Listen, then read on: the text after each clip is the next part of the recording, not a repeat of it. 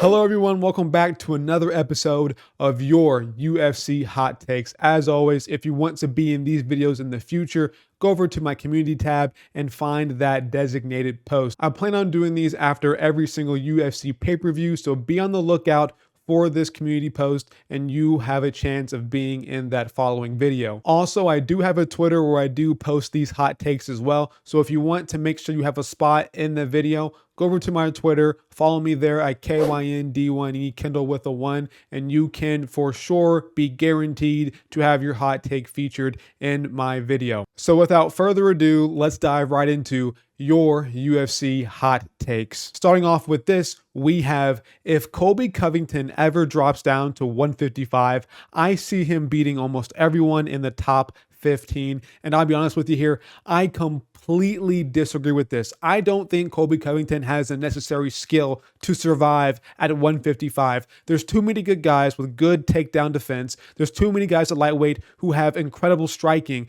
I don't think Colby Covington's striking is enough to get him to survive versus anybody at 155. He's cutting the extra weight as well. I don't think his chin will be as good as it normally is, or his recovery will be as good as it normally is. I do think if Covington ever drops down to 155, I think he gets chinned by a lot of people. I can see Oliveira chinning him. I obviously see Islam chinning him with a counter shot. I just think the majority of guys at lightweight just have better technical skill than the guys at 170. And I just don't think Colby Covington, with his age and the extra weight cut, will be able to handle the skill difference that presents itself at lightweight. Maybe he can beat some guys at the lower end of the rankings in lightweight like a Jalen Turner, but I don't think he beats anybody in the top 10, top 5. There are some good matchups for Covington that he could take and possibly can win, but I don't think that he has just the skill to survive at lightweight. Cody Garbrandt could have knocked out Figgy if the fight never went to the canvas, and I agree. I think that that was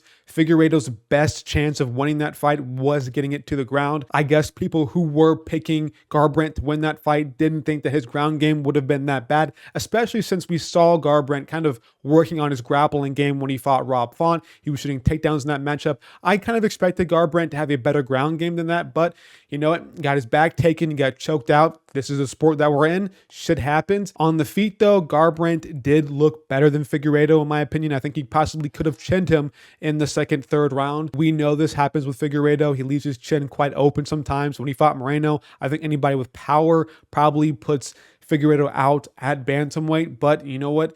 It's MMA. It's a whole different sport. This is not just boxing, not kickboxing. There's grappling involved, and Figgy has good grappling. He trained with Cejudo for a very long time. He's worked on his grappling for the Moreno fights. He's just overall was the better guy on the ground that night, and that got him the dub. But on the feet, though, Garbrandt possibly could have gotten it done. I wouldn't be surprised by that. Dana White is ruining MMA. As a sport, they've been keeping rightful contenders that aren't popular away from the title since Mirko Cro Cop. On top of that, rankings are not done with a point system like other sports, and judging is criminally overlooked and underpaid. Now, judging is its own different sector. We can get into a bunch when it comes to judging. I think the promotions are very lazy in terms of hiring new judges. It's the same thing with the rest, but overall, I think we see the same judges too consistently. Like, why is Sal Diamato pretty much on every single card? I don't know. Why is Derek Clearly on every single card? It seems like if the pay-per-view is in the US, we're seeing the same judges, and overall, they're just not the best judges. I want to see more of a difference when it comes to names on a judging scoring card. I don't know what to say, but when it comes to Dana White and ruining MMA, I don't know if keeping the guys who are boring, even though they might be the rightful contender like a Merab Dvalishvili, even though Merab right now probably he 100% deserves the next title shot versus Sean O'Malley, he isn't the most popular guy. His style is also not the most entertaining.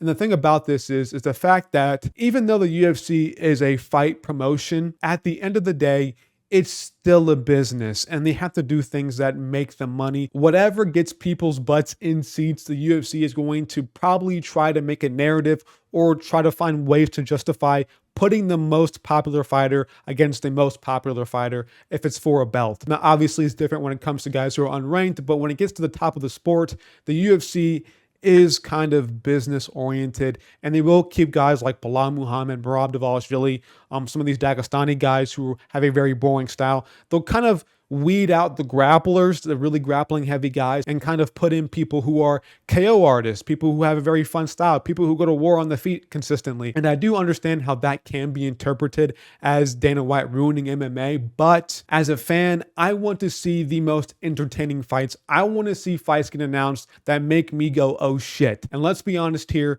some fighters aren't popular for a reason, and we know what that reason is. And I know it ruins the credibility of the sport when we have guys who are rightful contenders and they don't get their title shot, but it's a business and we want to see exciting fights, not boring ones. I know for sure the UFC doesn't want a champion who's going to be inactive and also have boring fights on top of that. It's just a sport killer. And the UFC right now, I think, is at one of the most weird spots after UFC 300. Like, in between the pay-per-view cards, the fight nights are really underwhelming, but the pay-per-views are so stacked that it makes up for it.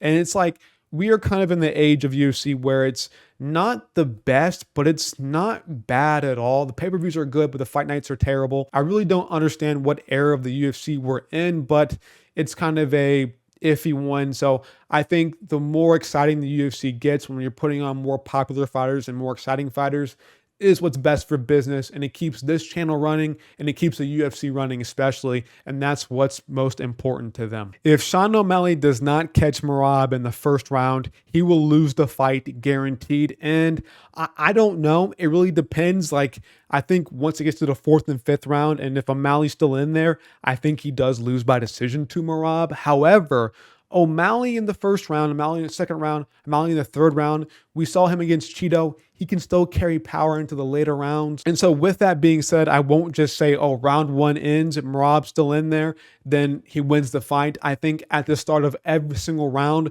there will be a chance for O'Malley to put out Merab. But I do kind of agree with you here. I think as the fight goes on, it's only going to be more in Merab's favor. But I think at the start of every single round, there will be a chance for O'Malley to get it done. There are significant holes in Merab's striking game, and if at any point they're on the feet striking, that can be a chance for O'Malley to KO Merab. And I think that happens in every single round and no matter what. So I won't just say round one, but I do agree after the first round, it does lean towards Merab winning. Max Holloway, or should I say Jerome Holloway versus Justin Gaethje, shouldn't have gotten fight of the night. It was mainly Max dominating, and Green versus Miller was more entertaining overall. The finish carried Max, and actually, I agree with this. They should have just given Holloway performance of the night and not fight of the night and performance. I think fight of the night probably should have gone to Bobby Green versus Jim Miller. That fight overall was more competitive and it felt like it was more exciting, but Holloway did dominate Justin Gaethje. So in my opinion, besides winning one round,